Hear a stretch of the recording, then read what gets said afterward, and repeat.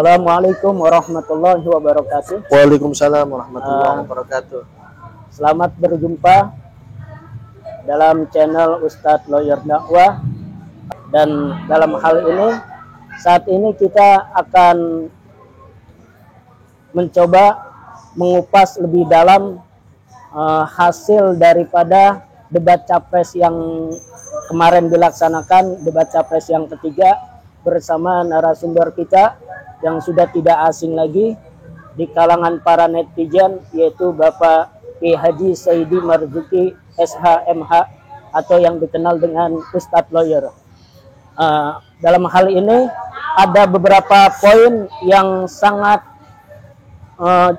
janggal disaksikan untuk rakyat Indonesia, seolah-olah debat kemarin itu lebih cenderung kepada memojokkan seseorang ketimbang mengajukan gagasan. Oleh karena itu lebih banyaknya kita korek informasi yang valid dari narasumber kita mengenai jalannya perdebatan tersebut. Bagaimana Kiai mengenai melihat kondisi perdebatan yang kemarin itu? Ya, artinya di sini debat yang diadakan oleh KPU memang akan berdampak pada penilaian masyarakat. Iya. Artinya di sini masyarakat bebas untuk berbicara tentang apa yang sudah dipublikasi melalui televisi yang diselenggarakan daripada KPU, yaitu menyelenggarakan debat terakhir itu. Jadi bebas ya kan masyarakat berpendapat bagaimana atas apa yang sudah disaksikannya, kan begitu. Kalau menurut saya dari debat yang paling terakhir itu seperti debat kusir. Nah, kenapa saya melihat ada dua paslon yang sepertinya balas dendam dengan paslon nomor 2. Ya, boleh dikatakan mungkin ya, mohon maaf, calon wakil presidennya sudah pada debat, ya kan? Mungkin di situ ada penilaian masyarakat, ya Pak Gibran unggul. Karena memang banyak retorika debatnya yang luar biasa menguasai panggung debat yang diselenggarakan oleh KPU, dan sama sekali Pak Gibran ini tidak menyalahi aturan yang diselenggarakan oleh KPU, sehingga dari kejadian itu seakan-akan kubu dari dua paslon tersebut menyerang balik. Balas dendam dah ya. Balas dendam, begitu kiranya Pak Ustadz. Ya. Kemudian dari dua pasangan yang kita saksikan kemarin, baik yang 01 maupun 03, itu menyebutkan angka presentasi atau angka nilai yang kayaknya tidak pantas untuk disebutkan di panggung media umum gitu. Ya, angkanya disebut, padahal ini bukan merupakan satu kewenangan mereka untuk menilai gitu. Menilai kinerja seseorang, apalagi menilai kinerja seorang Menhan.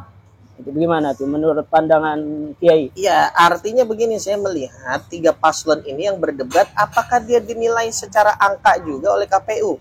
Tidak. Nah, kan artinya kan mereka kan berdebat nggak dinilai dengan KPU juga. Oh, mengapa saat berdebat ini, ya kan, ada dua paslon yang mana paslon nomor 2 tidak bertanya mengenai nilai, tidak dalam artian tidak meminta untuk dinilai. Tapi kenapa dua paslon tersebut memberikan nilai? Ini kan lucu ini namanya ini. Betul. Gitu ya kan? Di mana-mana orang memberikan nilai karena apa? Karena meminta untuk dinilai. Contoh, ya nggak usah jauh-jauh, kita pernah sekolah, ya kan? Ini sih kita omongan receh aja, ya kan? Kita pernah sekolah, anak siswa kan? Kenapa dinilai sama gurunya? Iya, karena kita minta dinilai. Karena siswa itu minta untuk dinilai. Loh, ini Pak Prabowo nggak minta dinilai, kok dinilai? Ya kan aneh. Ya. Jadi secara etika, menurut pandangan Kiai bagaimana tuh tentang menilai seseorang kinerjanya? Ya, artinya lucu gitu. Kenapa lucunya? Kapasitas menilainya pun juga tidak ada. Gitu. Kalau kita mau menilai, harus diposisikan dulu siapa yang berhak menilai. Sekarang Menteri Pertahanan Menhan dinilai. Yang sangat berhak untuk menilai ya seniornya Menhan. Iya. Orang-orang yang pernah menjabat sebagai Menhan, yang sudah pensiun, baru bisa menilai Pak Prabowo. Loh ini kok Menhan dinilai sama gubernur? Mana ada? Paling tidak, paling pantas itu kan Menhan dinilai oleh presiden. Loh, tapi kita masyarakat kan punya hak untuk menilai, bukan menilai. Masyarakat itu berhak memberikan saran. Kalau menilai itu memberikan angka. Betul. Kan begitu. Lucu, jadi lucu kata saya. Gitu. Berarti secara tidak langsung paslon 01 dan 03 ini merasa dirinya ada di atas lawan gitu. Iya. Ada merasa dirinya lebih tinggi dah. Iya. Jarak kata gitu ya. Ya artinya jangan sampai, ya mohon maaf, ini saya nggak membandingkan siapa-siapa. Kita sebagai orang muslim, ya kan, kita lihat Al-Quran. Bagaimana Al-Quran mengisahkan orang-orang yang terlampau sombong. Dalam Al-Quran juga dikatakan tidak boleh kita menyindir satu dengan yang lain. Bisa jadi kelompok ataupun orang yang disindir lebih baik daripada kita. Orang-orang yang diberikan jabatan sebagaimana Fir'aun, dia merasa lebih tinggi dari yang lainnya. Fir'aun merasa nih program gue udah bener banget nih. Gitu ya kan, program gue udah bener banget. Sampai apa? Sampai Fir'aun mengatakan ana rabbukumul a'la. Aku adalah Tuhan kalian yang paling tinggi. Akhirnya apa? Allah tegur, Allah sentil tuh Fir'aun di tengah laut, tek aja begitu. Ya kan? Musnah Fir'aun. Kita, ya Allah, ini kan semuanya demi negara. Kalau saya lihat Pak Prabowo yang dibicarakan adalah apa? Tentang negara. Tapi kalau mereka ini debat kemarin ya merosting Pak Prabowo, harusnya yang dibicarakan adalah negara. Loh ini kan tapi kan temanya pertahanan. Iya betul, pertahanan bukan berarti Pak Prabowo aja. Iya. Kan gitu ya kan, pertahanan negara itu luas. Sebagaimana contohnya ya kan polemik internasional Palestina Israel. Nah itu kan bisa kita Indonesia bagaimana membentengi itu semua agar tidak terjadi politik memanas yang ada di Israel sama Palestina. Jadi itu yang namanya pertahanan, bukan skala kecil nilai Pak Prabowo. Gitu. Iya betul. Berarti yang masyarakat lihat kemarin itu ada tingkat kepuasan tidak di tengah masyarakat kalau menurut pandangan Kiai? Ya kalau masyarakat yang normal yang sehat ya melihat seperti itu pasti dia akan melihat bahwa tidak nyambung apa yang didebatkan.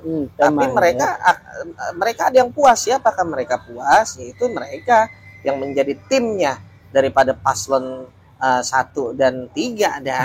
Ya kan, yang puas ya pasti mereka. Karena saya melihat debat terakhir ini ya debat balas dendam. Gitu.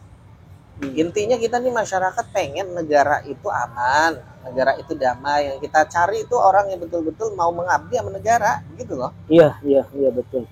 Kemudian yang terakhir, melihat debat yang kemarin ini, menurut Kiai, apakah format debat itu yang diselenggarakan KPU itu mesti dirubah atau bagaimana menurut pandangan Kiai? Ya kalau menurut saya begini, ini KPU masih ada beberapa kesempatan lagi. Seharusnya berdebatlah jangan satu-satu, langsung dikeluarin berdua begitu, presiden sama wakil. Iya. Artinya nanti kan ada kesempatan wakil presiden juga memaparkan daripada programnya ke depan. Gitu. Kalau bisa sih presiden dan wakil presiden diduduki secara bersamaan tuh semuanya. Gitu kan? Ya artinya di sini kita lihat perlu kekompakan lah antara presiden dengan wakilnya juga gitu. Saya sih cukup mengapresiasi paslon nomor 2 saat beliau mengemukakan daripada pendapatnya di debat yang diselenggarakan oleh KPU betul-betul pure, yang dibicarakan adalah tentang negara. Begitu. Itu adalah kenapa saya bicarakan begitu, akibat Pak Prabowo menjadi satu dengan Pak Jokowi. Gitu. Alhamdulillah demi negara beliau terbuka menjadi satu dengan Jokowi. Ya ini hasil didikan Pak Jokowi. Ya kan? Jadi semuanya terarah demi bangsa, demi negara. Begitu. Iya. Oke. Kiai, terima kasih banyak atas pemaparan pandangan Kiai mengenai jalannya perdebatan yang kemarin. Yang insya Allah Ta'ala kita bisa ngambil pelajaran. Yang pertama tentu hendaknya perdebatan itu lebih terfokus kepada tema perdebatan lebih elegan dan lebih ada elegan, nyindir-nyindir kayak mama di pasar. Iya, hilangkan sifat-sifat yang berbau balas dendam atau merosting seseorang lawan debat. Itu yang kita harapkan, demikian kan Kiai ya. Itu aja. Mudah-mudahan pemaparan daripada Kiai Lawyer mengenai jalannya perdebatan menjadi perhatian buat KPU untuk merevisi kembali teknis di lapangan jalannya debat capres di masa yang akan datang. Itu aja. Channel Ustadz Lawyer Dakwah dalam rangka mengomentari perdebatan capres yang kemarin. Demikian, mudah-mudahan bermanfaat. Wassalamualaikum warahmatullahi wabarakatuh. Waalaikumsalam warahmatullahi wabarakatuh.